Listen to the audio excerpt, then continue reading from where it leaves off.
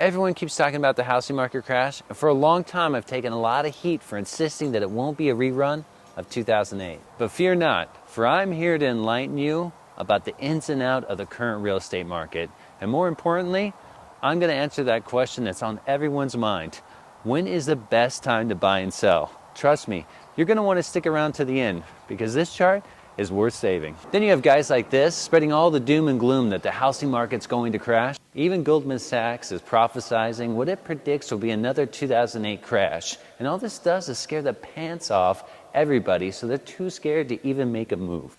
And right now is the time to make a move, if you can. Trust me, the rates don't look like fun, but in the future, they'll be even less fun. Just check out this chart here that shows that starting in May, prices started to fall by 11% because of rising interest rates. But starting in January, prices started to climb back up. Not a lot, but keep in mind that we're starting to head into summer prices. Oh, by the way, if you think buying a house in the summertime is the perfect time to buy, that's actually when prices start to go back up, so you could end up paying more.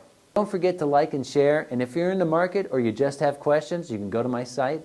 Contact me for more information. Now that everybody wants to compare 2008 crash with today's market, let's see what that market actually looked like, shall we? In 2008, the active listing supply was at a whopping 55,995. Now we are under 15,000, which is incredibly low. And when we look at listings under contract, it's just around 9,000. But check out 2008 numbers, only 5,903. That is catastrophic. When you have a supply of 55,995 homes and only around 10% are under contract, that's what a crash looks like. Not when you have 60% of your active listings under contract like we do today. So what does this low inventory and low number of listings under contract actually mean for the marketplace?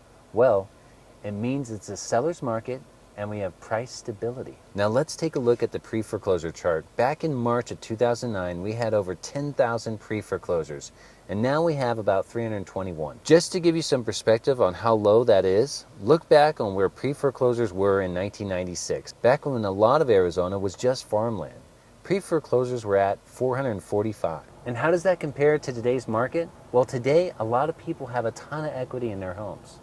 Now that we know the difference between 2008 and today, let's focus on what today's market means for any potential buyer or seller, because as I mentioned earlier, this is a seller's market.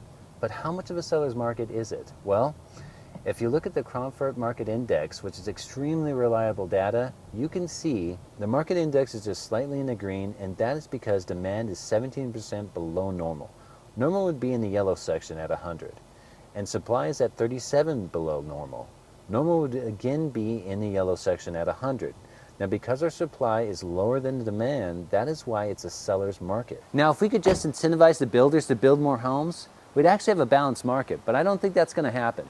To end this video, I'm going to show you a chart that you should probably save. And it's going to answer that question that everybody wants to know. When should you buy and when should you sell? Like it says here, buy in the beginning of a seller's market, not in a buyer's market, unless you plan on holding it for at least 3 to 5 years. And if you're selling, sell on the downside of the seller's market, if you can. The reason why you wait is if it's going up, you don't know when it's going to stop going up until it starts going down. I know it's not always ideal to wait for the perfect time, but if you can, this is an excellent strategy. And for those of you still listening, right now is a really good time to buy, especially if you're doing an FHA loan or you're a first-time home buyer.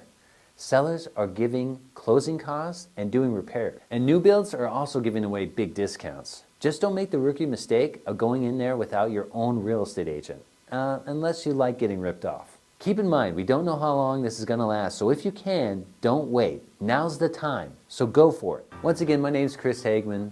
Please like and share, and we'll see you on the next one.